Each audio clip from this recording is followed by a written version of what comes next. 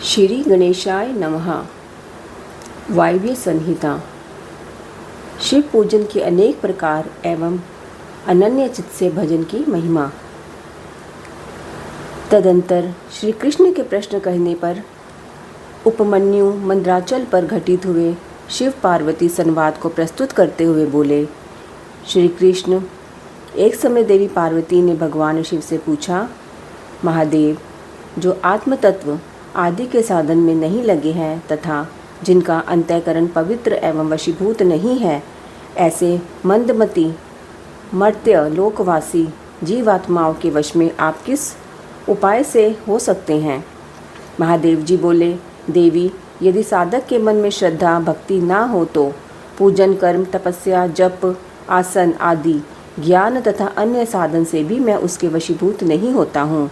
यदि मनुष्यों की मुझ में श्रद्धा हो तो जिस किसी भी हेतु से मैं उसके वश में हो जाता हूँ, फिर तो वह मेरा दर्शन स्पर्श पूजन एवं मेरे साथ संभाषण भी कर सकता है। अतः जो मुझे वश में करना चाहे उसे पहले मेरे प्रति श्रद्धा करनी चाहिए। श्रद्धा ही सब धर्म का हेतु है और वही इस लोक में वर्णाश्रमी पुरुषों की रक्षा करने वाली है। जो मानव अपने वर्णाश्रम धर्म के पालन में लगा रहता है, उसी की मुझ में श्रद्धा होती है, दूसरे की नहीं। वर्णाश्रमी पुरुषों के संपूर्ण धर्म वेदों से सिद्ध है। पूर्व काल में ब्रह्मा जी ने मेरी ही आज्ञा लेकर उनका वर्णन किया था। ब्रह्मा जी का बताया हुआ वह धर्म अधिक धन के द्वारा साध्य है तथा अनेक प्रकार के क्रियाकलाप से युक्त होता है। उससे मिलने वाला अधिकांश फल अक्षय नहीं है तथा उस धन के अनुष्ठान में अनेक प्रकार के कलेश और आयास उठाने पड़ते हैं। उस महान धर्म से परम दुर्लभ श्रद्धा को पाकर जो वर्णाश्रमी मनुष्य अनन्य भाव से मेरी शरण में आ जाते हैं, उन्हें सुखद मार्ग से धर्म अर्थ काम और मोक्ष प्राप्त होते हैं। वर्णाश्रम संबंधी आचार की सृष्टि मैंने ही बारंबार की है। उसमें भक्तिभाव रखकर जो मेरे हो गए हैं, उन्हीं वर्णाश्रमियों का मेरी उपासना में अधिकार है, दूसरों का नहीं। यह मेरी निश्चित आज्ञा है। मेरी आज्ञा के अनुसार धर्म मार्ग से चलने वाले वर्णाश्रमी पुरुष मेरी शरण में आ मेरे कृपा प्रसाद से मल और माया आदि पाशों से मुक्त हो जाते हैं तथा मेरे पुनरावृत्ति रहित धाम में पहुंचकर मेरा उत्तम साधर्म्य प्राप्त करके परमानंद में निमग्न हो जाते हैं। इसलिए मेरे बताए हुए वर्ण धर्म को पाकर अथवा ना पाकर भी जो मेरी शरण ले मेरा भक्त बन जाता है, वह स्वयं ही अपनी आत्मा का उद्धार कर लेता है।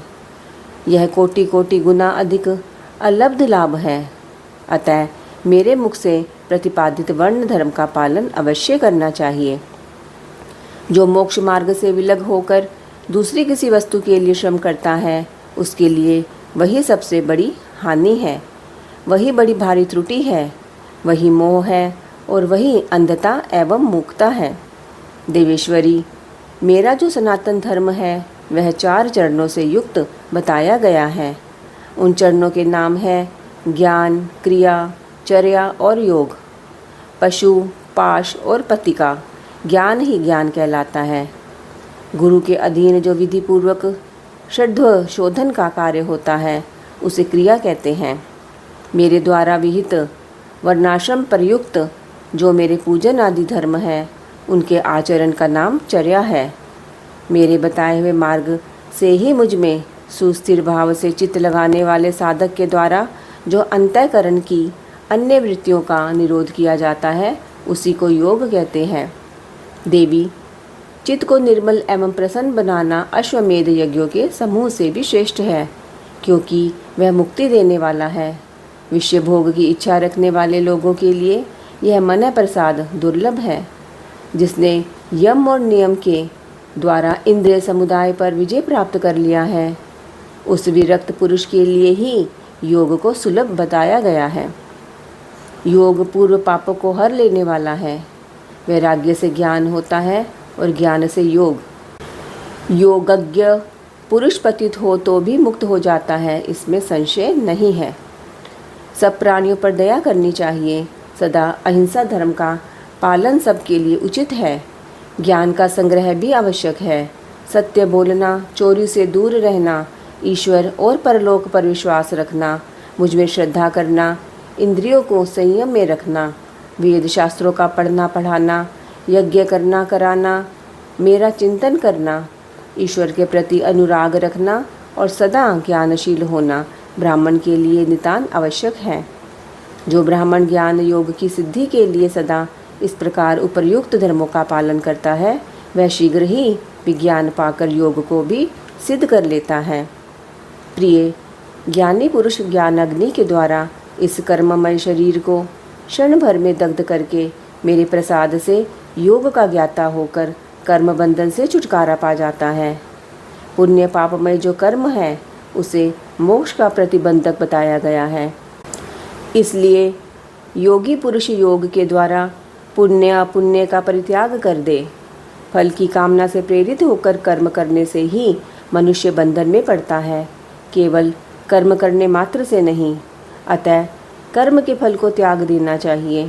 प्रिय, पहले कर्ममय यज्ञ द्वारा बाहर मेरी पूजा करके फिर ज्ञान योग में तत्पर हो साधक योग का अभ्यास करे।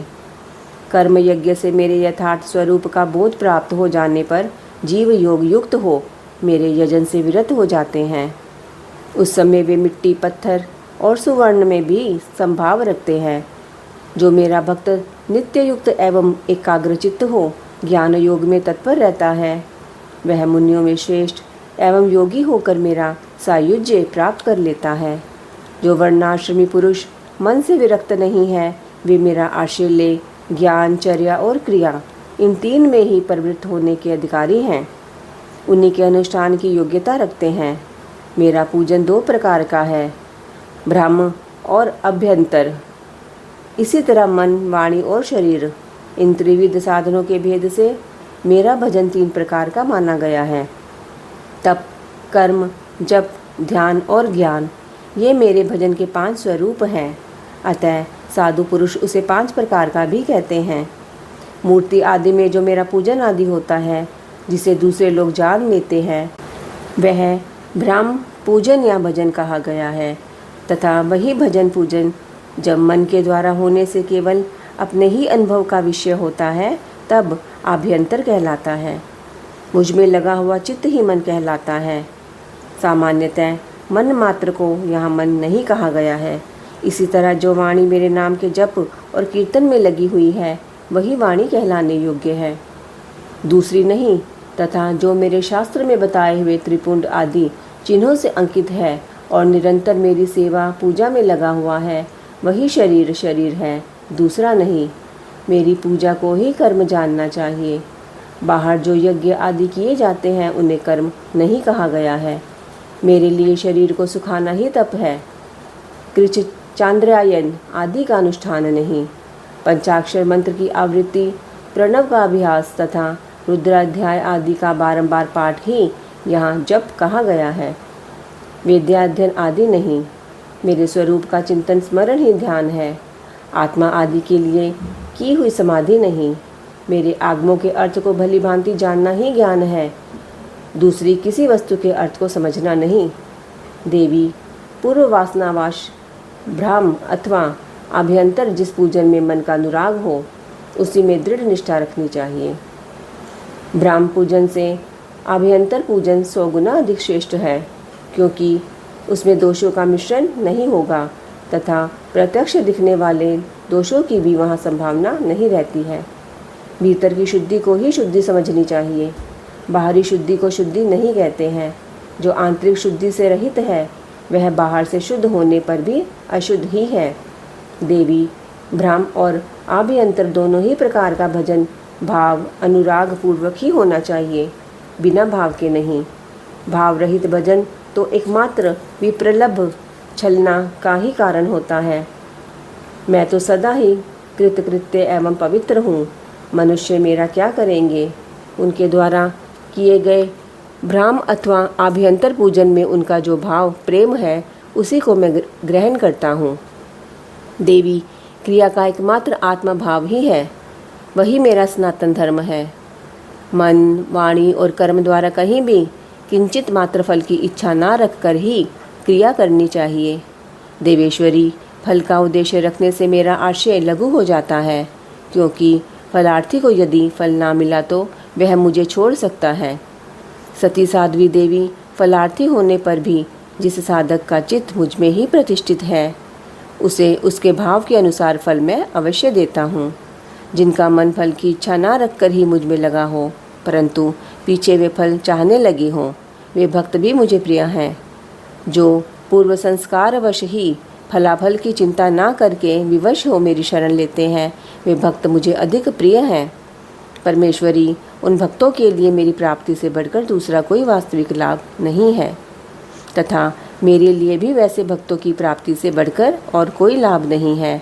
मुझ में समर्पित हुआ उनका भाव मेरे अनुग्रह से ही उनको मानो बलपूर्वक परम निवारण रूप फल प्रदान करता है।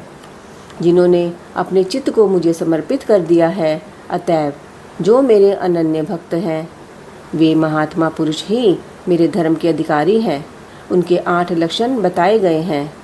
मेरे भक्तजनों के प्रति स्नेह, मेरी पूजा का अनुमोदन, स्वयं की भी मेरे पूजन में प्रवृत्ति, मेरे लिए ही शारीरिक चेष्टाओं का होना, मेरी कथा सुनने में भक्ति भाव, कथा सुनते समय स्वर, नेत्र और अंगों में विकार का होना, बारंबार मेरी स्मृति और सदा मेरे आश्रित रहकर ही जीवन निर्वाह करना, ये 8 प्रकार के चिन्ह यदि किसी मल्लेच्छ में भी हो तो वह विप्र शिरोमणि श्रीमान मुनि है, वह सन्यासी है और वही पंडित है। जो मेरा भक्त नहीं है वह चारों वेदों का विद्वान हो तो भी मुझे प्रिय नहीं है, परंतु जो मेरा भक्त है वह चांडाल हो तो भी प्रिय है। उसे उपहार देना चाहिए, उससे प्रसाद ग्रहण करना चाहिए तथा वह मेरे समान ही पूजनीय है। जो भक्ति भाव से मुझे पत्र, पुष्प, फल अथवा जल समर्पित करता है, उसके लिए मैं सदृश नहीं होता हूँ और वह मेरी भी दृष्टि से कभी ओझल नहीं होता। महादेव जी कहते हैं, देवेश्वरी, अब मैं अधिकारी, विद्वान एवं श्रेष्ठ ब्राह्मण भक्तों के लिए संक्षेप से वर्ण धर्म का वर्णन करता हूँ।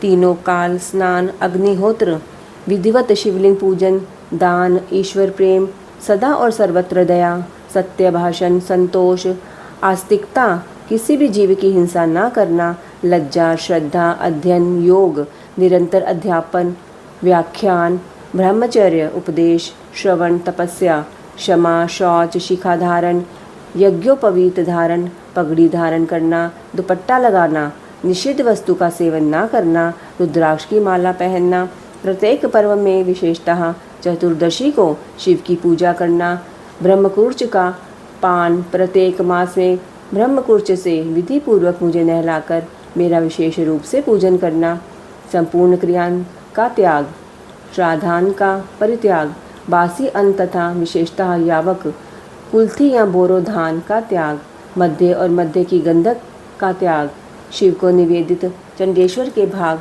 नैवेद्य का त्याग, ये सभी वर्णों के सामान्य धर्म है। ब्राह्मणों के लिए विशेष धर्म ये है: क्षमा, शांति, संतोष, सत्य, अस्तेय, चोरी ना करना, ब्रह्मचर्य, शिव ज्ञान, वैराग्य, भस्म सेवन और सब प्रकार की आसक्तियों से निवृत्ति, इन 10 धर्मों को ब्राह्मणों का विशेष धर्म कहा गया है। अब योगियों, यतियों के लक्षण बताए जाते हैं। दिन में भिक्षान भोजन उनका विशेष धर्म है। यह वानप्रस्थ आश्रम वालों के लिए भी उनके समान ही अभिष्ट है। इन सबको और ब्रह्मचारियों को भी रात में भोजन नहीं करना चाहिए। पढ़ाना, यज्ञ कराना और दान देना, इनका विधान मैंने विशेषता क्षत्रिय और वैश्य के लिए नहीं किया है। मेरे आश्रय में रहने वाले राजाओं या क्षत्रियों के लिए थोड़े में धर्म का संग्रह इस प्रकार है: सब वर्णों की रक्षा, युद्ध में शत्रुओं का वध, दुष्ट पक्षियों, मृगों तथा दुराचारी मनुष्यों का दमन करना, सब लोगों पर विश्वास न करना, केवल शिव योगियों पर ही विश्वास रखना, ऋतुकाल में ही स्त्री संसर्ग करना, सेना का संरक्षण, गुप्तचर भेजकर लोक में घटित होने वाले समाचारों को जानना, सदा अस्त्र धारण करना तथा भस्ममय कंचुक धारण करना, गोरक्षा, वाणिज्य और कृषि, ये वैश्य के धर्म बताए गए हैं। शूद्रेतर वर्णों, ब्राह्मण, क्षत्रिय और वैश्यों की सेवा शूद्र का धर्म कहा गया है। बाग लगाना, मेरे तीर्थों की यात्रा करना तथा अपनी धर्मपत्नी के साथ ही समागम करना गृहस्थ के लिए विहित धर्म है। वनवासियों, यतियों और ब्रह्मचारियों के लिए ब्रह्मचर्य का पालन मुख्य धर्म है। स्त्रियों के लिए पति की सेवा ही सनातन धर्म है, दूसरा नहीं। कल्याणी, यदि पति की आज्ञा हो तो नारी मेरा पूजन भी कर सकती है। जो स्त्री पति की सेवा छोड़कर व्रत में तत्पर रहती है वह नरक में जाती है। इस विषय में विचार करने की आवश्यकता नहीं है। अब मैं विधवा स्त्रियों के सनातन धर्म का वर्णन करूँगा। व्रत, दान, तप, शौच, भूमि शयन, केवल रात में ही भोजन, सदा ब्रह्मचार्य का पालन, भस्म अथवा जल से स्नान, शांति, मौन, क्षमा, विधि पूर्वक सब जीवों को अन्न का वितरण, अष्टमी, चतुर्दशी, पूर्णिमा तथा विशेषतः एकादशी को विधिवत उपवास और मेरा पूजन, ये विधवा स्त्रियों के धर्म है।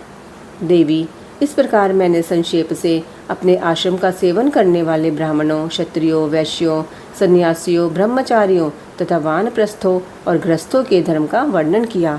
साथ ही शूद्रों और नारियों के लिए भी इस सनातन धर्म का उपदेश दिया। देवेश्वरी, तुम्हें सदा मेरा ध्यान और मेरे षडक्षर मंत्र का जप करना चाहिए। यही संपूर्ण वेदोक्त धर्म है और यही धर्म तथा अर्थ का संग्रह है।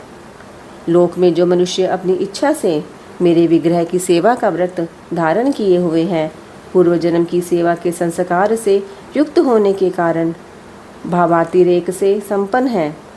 वे स्त्री आदि विषयों में अनुरुक्त हो या विरक्त, पापों से उसी प्रकार लिप्त नहीं होते जैसे जल से कमल का पत्ता। मेरे प्रसाद से विशुद्ध हुए उन विवेकी पुरुषों को मेरे स्वरूप का ज्ञान हो जाता है।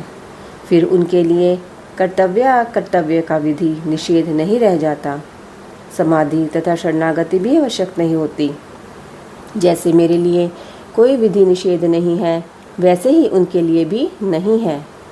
परिपूर्ण होने के कारण जैसे मेरे लिए कुछ साध्य नहीं है, उसी प्रकार उन कृत्य ज्ञान योग्यों के लिए भी कोई कर्तव्य नहीं रह जाता है। वे मेरे भक्तों के हित के लिए मानव भाव का आश्रय लेकर भूतल पर स्थित है। उन्हें रुद्रलोक से परिभ्रष्ट रुद्र ही समझना चाहिए, इसमें संशय नहीं है। जैसे मेरी आज्ञा ब्रह्मा आदि देवताओं को कार्य में प्रवृत्त करने वाली है, उसी प्रकार उन शिव योगियों की आज्ञा भी अन्य मनुष्य को कर्तव्य कर्म में लगाने वाली है। वे मेरी आज्ञा के आधार हैं, उनमें अतिशय सद्भाव भी हैं, इसलिए उनका दर्शन करने मात्र से सब पापों का नाश हो जाता है तथा प्रशस्त फल की प्राप्ति को सूचित करने वाले विश्वास की भी वृद्धि होती है। जिन पुरुषों का मुझ में अनुराग है, उन्हें उन बातों का भी ज्ञान हो जाता है जो पहले कभी उनके देखने, सुनने या अनुभव में नहीं आई होती है। उनमें अकस्मात कंप, सवेद, अश्रुपात, कंठ में स्वर विकार तथा आनंद आदि भावों का बारंबार उदय होने लगता है। ये सब लक्षण उनमें कभी एक एक करके अलग अलग प्रकट होते हैं और कभी संपूर्ण भावों का एक साथ उदय होने लगता है। कभी विलग्न होने वाले इन मंद, मध्यम और उत्तम भावों द्वारा उन श्रेष्ठ सत्पुरुषों की पहचान करनी चाहिए। जैसे जब लोहा आग में तपकर लाल हो जाता है, तब केवल लोहा नहीं रह जाता, उसी तरह मेरा सानिध्य प्राप्त होने से वे केवल मनुष्य नहीं रह जाते, मेरा स्वरूप हो जाते हैं। हाथ, पैर आदि के साधर्म्य से मानव शरीर धारण करने पर भी वे वास्तव में रुद्र हैं। उन्हें प्राकृत मनुष्य समझकर विद्वान पुरुष उनकी अवहेलना ना करें। जो मूढ़ चित्त मानव उनके प्रति अवहेलना करते हैं, वे अपनी आयु, लक्ष्मी, कुल और शील को त्याग कर नरक में गिरते हैं। अथवा बहुत कहने से क्या लाभ, जिस किसी भी उपाय से मुझ में चित्त लगाना कल्याणकारी की प्राप्ति का एकमात्र साधन है। उपमन्यु कहते हैं, इस प्रकार परमात्मा श्री कंठनाथ शिव ने तीनों लोकों के हित के लिए ज्ञान के सारभूत अर्थ का संग्रह प्रकट किया है। संपूर्ण वेद शास्त्र, इतिहास, पुराण और विद्याएं इस विज्ञान संग्रह की ही विस्तृत व्याख्याएं हैं। ज्ञान, ज्ञेय, अनुष्ठेय, अधिकार, साधन और साध्य, इन 6 अर्थों का ही यह संक्षिप्त संग्रह बताया गया है। श्री कृष्ण जो शिव और शिवा संबंधी ज्ञानामृत से तृप्त है और उनकी भक्ति से संपन्न है, उनके लिए बाहर भीतर कुछ भी कर्तव्य शेष नहीं है। इसलिए क्रमशः ब्रह्म और अभ्यंतर कर्म को त्याग कर ज्ञान से ज्ञेय का साक्षात्कार करके फिर उस साधनभूत ज्ञान को भी त्याग दें। यदि चित्त शिव में एकाग्र नहीं है तो कर्म करने से भी क्या लाभ, और यदि चित्त एकाग्र ही है तो कर्म करने की भी क्या आवश्यकता है। अतः बाहर और भीतर के कर्म करके या ना करके जिस किसी भी उपाय से भगवान शिव में चित्त लगाए, जिनका चित्त भगवान शिव में लगा है और जिनकी बुद्धि सुस्थिर है, ऐसे सत्पुरुषों को इहलोक और परलोक में भी सर्वत्र परमानंद की प्राप्ति होती है। यहाँ ओम नमः शिवाय इस मंत्र से सब सिद्धियाँ सुलभ होती है। अतः परावर विभूति उत्तम मध्यम ऐश्वर्य की प्राप्ति के लिए इस मंत्र का ज्ञान प्राप्त करना चाहिए। श्री कृष्ण बोले, सर्वज्ञ महर्षि प्रवर, आप संपूर्ण ज्ञान के महासागर है।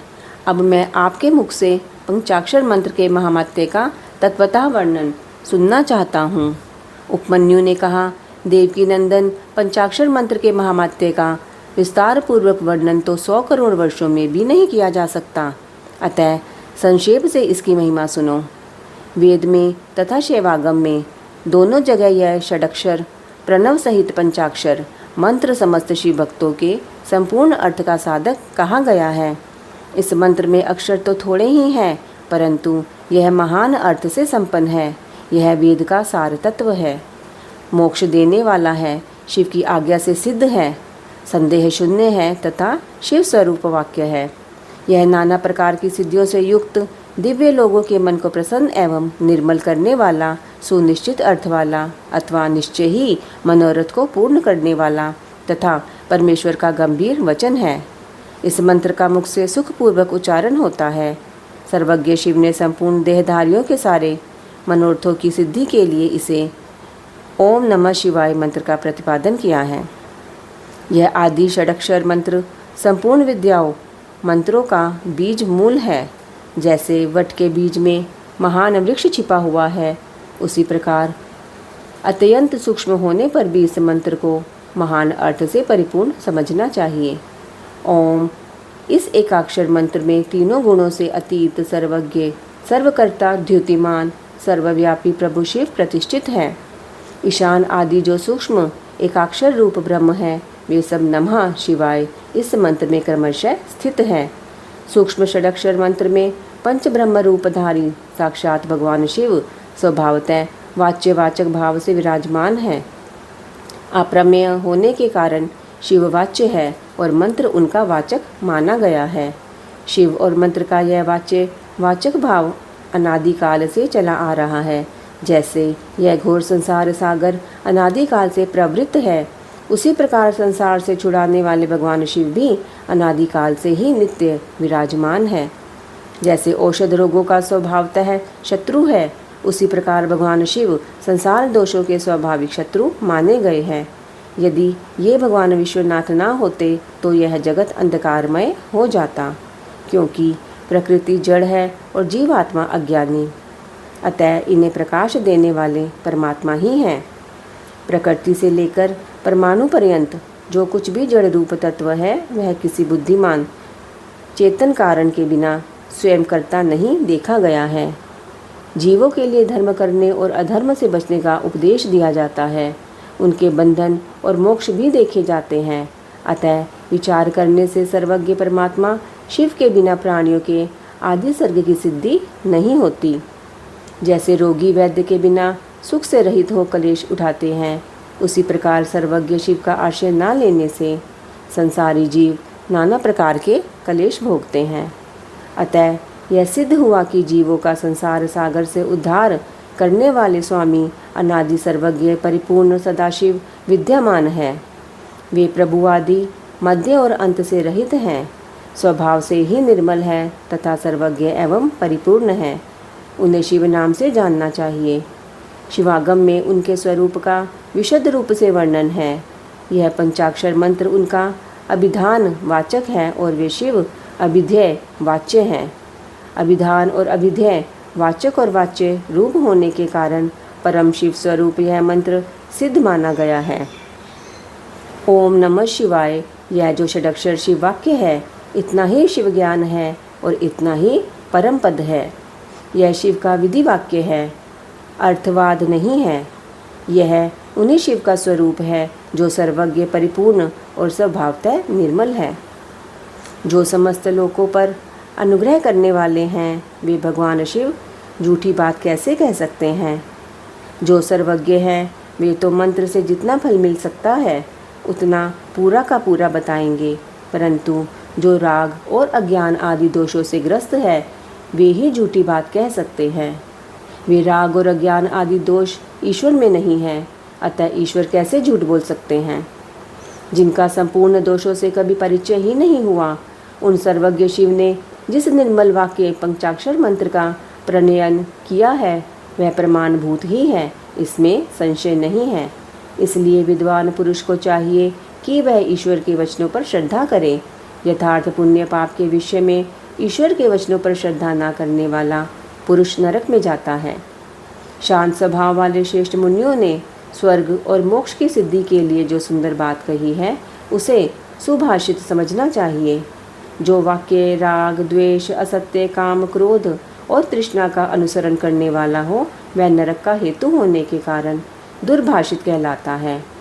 अविद्या एवं राग से युक्त वाक्य जन्म मरण रूप संसार कलेश की प्राप्ति में कारण होता है। अतः वह कोमल, ललित अथवा संस्कृत संस्कार युक्त हो तो भी उससे क्या लाभ। जिसे सुनकर कल्याण की प्राप्ति हो तथा राग आदि दोषों का नाश हो जाए, वह वाक्य सुंदर शब्दावली से युक्त ना हो तो भी शोभन तथा समझने योग्य हैं। मंत्रों की संख्या बहुत होने पर भी जिस विमल षडक्षर मंत्र का निर्माण सर्वज्ञ शिव ने किया है, उसके समान कहीं कोई दूसरा मंत्र नहीं है। षडक्षर मंत्र में 6 अंगों सहित संपूर्ण वेद और शास्त्र विद्यमान है, अतः उसके समान दूसरा कोई मंत्र कहीं नहीं है। 7 करोड़ महामंत्रों और अनेकानेक उपमंत्रों से यह षडक्षर मंत्र उसी प्रकार भिन्न है जैसे वृत्ति से सूत्र। जितने शिव ज्ञान है और जो विद्या स्थान है, वे सब षडक्षर मंत्र रूपी सूत्र के संक्षिप्त भाष्य हैं। जिसके हृदय में ओम नमः शिवाय यह षडक्षर मंत्र प्रतिष्ठित है, उसे दूसरे बहुसंख्यक मंत्रों और अनेक विस्तृत शास्त्रों से क्या प्रयोजन है। जिसने ओम नमः शिवाय इस मंत्र का जब दृढ़तापूर्वक अपना लिया है, उसने संपूर्ण शास्त्र पढ़ लिया और समस्त शुभ कृत्यों का अनुष्ठान पूरा कर लिया। आदि में नमः पद से युक्त शिवाय ये 3 अक्षर जिसकी जीवा के अग्रभाग में विद्यमान है, उसका जीवन सफल हो गया। पंचाक्षर मंत्र के जप में लगा हुआ पुरुष यदि पंडित, मूर्ख, अंत्यज अथवा अधम भी हो तो वह पाप पंजर से मुक्त हो जाता है। ओम नमो शिवाय।